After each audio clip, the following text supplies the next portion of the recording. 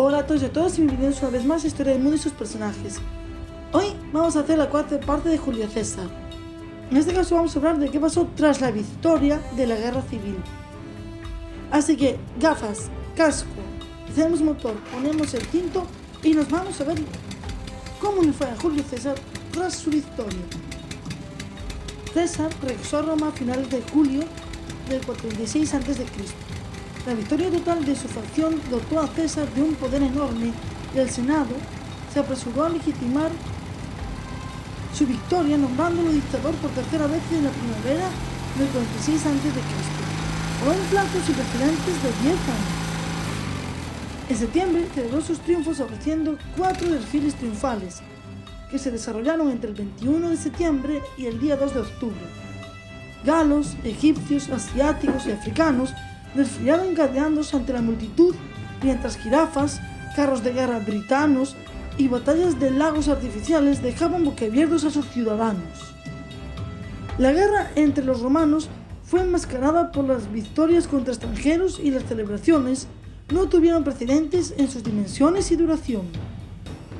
Durante las celebraciones fue ejecutado ritualmente Vercingetorix, que había permanecido en una cárcel de plata desde su captura después de Alesia.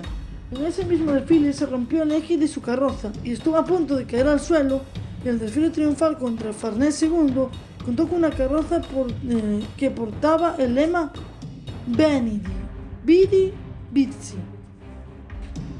César no olvidó recompensar a sus tropas y así entregó a cada legionario 5.000 denarios, equivalentes a los que ganarían en los 16 años de servicio obligatorio, a cada centurión 10.000 y a cada tributo y perfecto 20.000 denarios.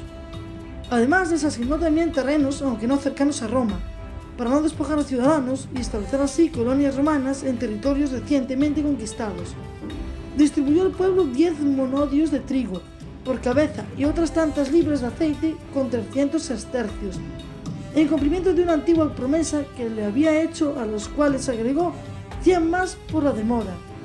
Rebajó el alquiler de las casas en Roma hasta la suma de los 2.000 sestercios, y el resto de Italia hasta 500, y a todo ello añadió la distribución de carnes y, después del triunfo sobre Hispania, 2 festines públicos, y no considerado el primero bastante digno de sus magnificencias, el que ofreció 5 días después fue mucho más abundante. Dio también espectáculos de varios tipos, incluyendo combate de gladiadores, comedias en todos los barrios de la ciudad, que desempeñaron actores de todas las naciones y todos los idiomas. Juegos en el circo, atletas y una taumaquia completaron el programa. En el foro combatieron entre los gladiadores Furio Leptino, en cuya familia figuraban retores, y Quinto Clapeno, que había formado parte del Senado y defendido causas delante del pueblo. Los hijos de muchos príncipes de Asia y de Bitinia bailaron la pirrica. El ciudadano romano Décimo Liberio representó en los juegos un mínimo de su composición, recibiendo 500.000 sestercios y un anillo de oro, y pasó después desde la escena por la orquesta, a sentarse entre los equitentes. En el circo se ensanchó la arena por ambos lados, abrieron alrededor un foso que llenaron de agua, y jóvenes nobilísimos corrieron en aquel recinto cuadrigas y vigas, o saltaron en caballos adestrados en el afecto. Niños, divididos en 2 bandos según la diferencia de edad, ejecutaron los juegos llamados troyanos. Se dieron 5 días de combates de fieras y finalmente se dio una batalla entre 2 ejércitos. Cada uno comprendía 500 infantes, 30 jinetes y 20 elefantes, con objeto de dejar a las tropas mayor espacio. Había quitado las barreras del circo, formando a cada extremo un campamento. Durante 3 días lucharon atletas en un estadio construido expresamente en las inmediaciones del campo de Marte. Se hizo un lago en la Codena Menor, un lugar del otro lado del Tíber, y allí trabaron un combate naval, birremes, tirremes, cuatrirremes, figurando 2 flotas, una tiria y otra egipcia, cargadas de soldados. El anuncio de estos espectáculos había traído a Roma una gran cantidad de forasteros, cuya mayor parte durmió en tiendas de campaña, en las calles y en las plazas, y muchas personas, entre ellos 2 senadores, fueron aplastados o asfixiados por la multitud. En el invierno del 46, estalló una nueva rebelión en Hispania, liderada por los hijos de Pompeyo, usando la antigua influencia de su padre y los recursos de la provincia. Los hermanos Pompeyo y Tito Labieno consiguieron reunir un ejército de 13 legiones compuestas por los restos del ejército constituido en África. Las 2 legiones de veteranos, una legión de ciudadanos romanos de Hispania, y el aislamiento de la población local a finales del 46 a.C., tomaron el control de casi toda Hispania ulterior, incluyendo las colonias romanas de Itálica y Córdoba, la capital de la provincia. César, ante el peligro, regresó a Hispania y tras algunas escaramuzas los derrotó finalmente en la batalla de Munda. Mención aparte merece la actividad constructiva de César, que durante su dictadura emprendió numerosos proyectos de reforma de los edificios públicos de Roma y creó otros muchos nuevos, en general en torno al campo de Marte y el nuevo complejo del Foro. Cabe destacar entre ellos el Foro Julio o Foro de César, construido en el 46 a.C., las pendientes del Capitolio y finalizado por Augusto. En el centro de la plaza se alzaba la estatua ecuestre de César, ante el templo de su divina antepasada, Venus Genetrix. Obra destacada igualmente en dicho templo se encontraba la estatua de la diosa instalada en el albiste del templo, y que era obra de Arcesilinas, cuyos bocetos alzaban según Plinio preciosos astronómicos. Pero sobre eso, César logró llegar a tener un poder absoluto, y esto fue lo que pasó cuando obtuvo ese poder. Debe señalarse que no está históricamente demostrado que la intención de César fuera proclamarse rey, y de haber querido serlo, no puede saberse qué tipo de rey, si un rex a la manera etrusca, como lo había sido Servio Tulio o Lucio Tarquino Prisco, o uno semejante al faraón egipcio, o simplemente al estilo de los basileos helénicos. Lo cierto es que un análisis ponderado de los hechos, según nos ha llegado de muchas fuentes, parece indicar que pensaba en instaurar un régimen autocrático de algún tipo, o al menos lo pensaba en las esferas más cercanas a él. César, después de vencer tras el último intento de los Pompeyos, dirigido por Zeno Pompeyo, hijo de Pompeyo Magno, se mostró desconfiado, pensando en la posibilidad de un inminente intento de asesinato. Muestra de ello es que en diciembre del año 45 a.C., en vísperas de las Saturnales, fue a pasar unos días con el suegro de Gayo Octavio, su sobrino nieto, en la residencia que éste poseía cerca de Tupeoli, hoy Pozzuoli, e hizo que lo acompañara una escolta de 2000 hombres.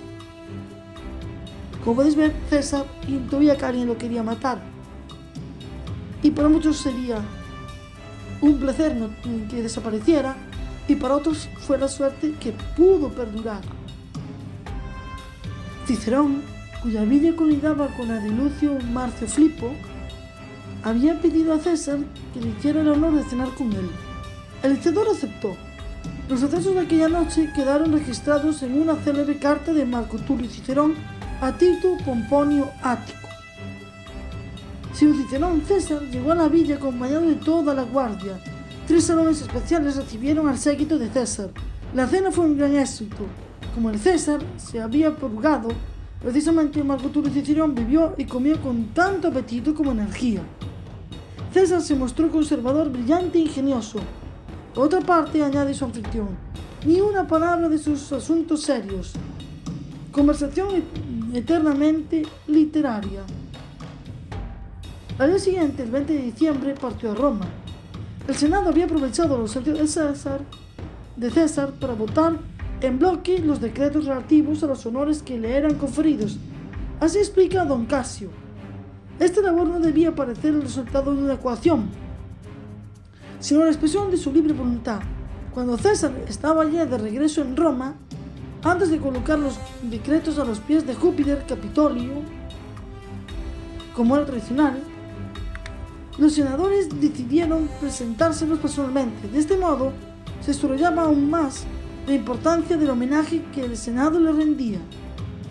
César estaba en el vestíbulo del templo de Venus Genetrix, ocupando un discurso los planos de los trabajos que los arquitectos y artistas habían venido a someterle. Cuando se le anunció que el Senado in corpore había venido a verlo, recibió de los magistrados en ejercicio y de una multitud de ciudadanos de diversos rangos, hizo como que no le daba importancia alguna y continuó sin interrumpirla la conversación con sus colaboradores.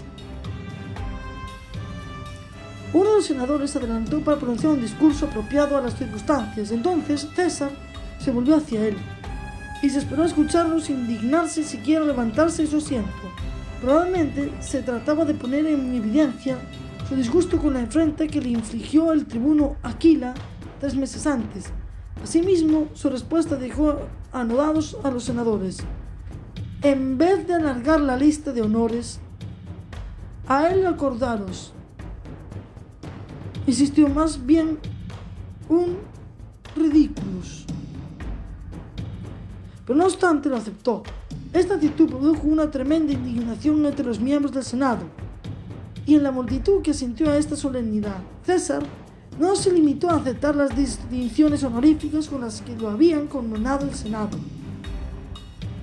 sino que al mismo tiempo supo apoderarse de múltiples prerrogativas de un carácter más realista, que le permitieron reunir en sus manos la totalidad del poder gubernamental. Exigió y tuvo que todos sus actos fuesen ratificados por el Senado. Los funcionarios públicos fueron obligados a prestar juramento desde su entrada en funciones. No oponerse jamás a medida alguna que emanaba de él y se hizo atribuir los privilegios de los tributos de la plebe, con lo que obtuvo la tribunancia potestas y la inmunidad sacrosanta que los distinguía. Como consecuencia, el Senado perdió su poder, permaneciendo como una asamblea consultiva que aprobaba resoluciones que el dictador podía pasar por alto, sin dar siquiera una explicación para hacerlo. En lo sucesivo, sería César quien tendría el derecho exclusivo de disponer de las finanzas del Estado y quien prepararía la lista de los candidatos al consulado y demás magistraturas. Así, de hecho, ya poseía todos los poderes de un monarca.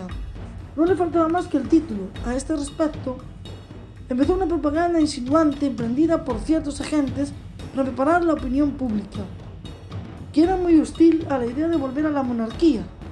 Sus enemigos esperaban poder arruinarlo más fácilmente explotando su ambición, y se organizaron para actuar. Como resultado, seguiría una guerra solapada, pero implacable. Esta comenzó cuando la estatua de oro que acababa de ser erigida de César en la rostra fue coronada con una diadema portando una cintilla blanca, distinción de la realeza. Se trataba de una primera tentativa, todavía muy discreta, de sondear el terreno y disimular un deseo popular en fervor de la coronación de César como rey. Dos tributos del pueblo ordenaron arrancar la diadema y lanzarla lejos. Hecho esto, simularon erguirse en defensores de la reputación cívica de César. En los últimos días de enero tenía lugar en el Monte Albo, en las cercanías de Roma, las tradicionales fiestas latinas. César estaba llamado a asistir bien como pontífice máximo o como dictador. Optó por esta última calidad, lo cual le permitía, usando el privilegio que le había concedido el Senado, figurar estas ceremonias vistiendo la toga púrpura y calzando las altas botas rojas. Al concluir las fiestas, César hizo su entrada en Roma a caballo, en medio de la multitud que lo esperaba, y desde que se le vio aparecer resonaron aclamaciones, escuchándose voces que los hablaban como el título de rey, quizá provenientes de satélites debidamente aleccionados. Inmediatamente el partido opuesto intervino y se escucharon emociones de protesta. César salvó la situación respondiendo: "Mi nombre es César y no Rex", lo cual, en rigor, podría interpretarse como lo que solo venía a los saludos de que era objeto una alusión a su parentesco con la gens Marci Rex, a la que pertenecía su madre. Otro acto estaba previsto para el 15 de febrero, día de las fiestas lupercales. Para asistir a ella, César usó el mismo ropaje que había usado en las fiestas latinas y ocupó el sistal de oro, sitio en medio de la tribuna de las arengas, delante del cual debía pasar la procesión conducida por Marco Antonio. Junto al dictador se llevó el cuerpo de magistrados en ejército, su jefe de caballería Marco Emilio Lépido, los pretores, los ediles, etc. Mientras desfilaba delante de la tribuna el colegio de sacerdotes julianos, uno de ellos, Licinio, apareció a nivel del estrado y depositó a los pies de César una corona de laurel entrelazada con la cinta de la diadema real, momento en que estallaron los aplausos. Entonces Licinio subió a la tribuna y puso la corona sobre la cabeza de César, que hizo un gesto de protesta y se dirigió a Lépido para que lo ayudara, pero este no hizo nada. Gayo Casio Longino se adelantó y quitó la corona de la cabeza de César, la puso sobre sus rodillas, pero César la rechazó. Y en el último minuto Marco Antonio trató de componer las cosas, escaló la rostra, se apoderó de la corona y la colocó de nuevo sobre la cabeza del dictador. Pero César esta vez se quitó él mismo la corona y la arrojó lejos de sí. Esto le valió los aplausos de la multitud, pero algunos espectadores le pidieron que aceptara la ofrenda del pueblo. Marco Antonio aprovechó el momento para recogerle el emblema, tratando de ceñírselo de nuevo, y se escucharon gritos de ¡Salud! ¡Oh, rey! Pero con ellos se mezclaban protestas indignas. César se quitó la corona y ordenó llevarla al templo de Júpiter, donde será mejor colocada. Requirió al redactor de los actos públicos que hicieran constar allí que, habiéndole ofrecido el pueblo la realeza de manos del cónsul, él la había rechazado. Mientras tanto, se recurrió a los libros sibilios, que habiendo sido consumidos por las llamas en los tiempos de Lucio Cornelio Sila, habían sido reemplazados desde entonces por copias espurias. Los encargados de la custodia de dichos libros anunciaron que ciertos pasajes dejaban entender que los ejércitos romanos no obtendrían la victoria sobre los partos en la guerra que iba a comenzar de un momento a otro, hasta que estuviesen mandados por un rey. Pronto circuló en Roma el rumor que en la próxima sesión del Senado, que había de tener lugar el 15 de marzo, el quinto decembrio, Lucio Aurelio Cota, tío del dictador, tomaría la palabra para proponer que fuese conferido el título de rey a su sobrino. Y hasta aquí la cuarta parte de la historia de César. Os dejo y en la próxima vamos a hablar sobre cómo fue la campaña contra Partia y Dacia, etcétera, etcétera, etcétera. Y os dejo, por favor, el like, la suscripción y la campanita. Son muy básicos. Hasta luego.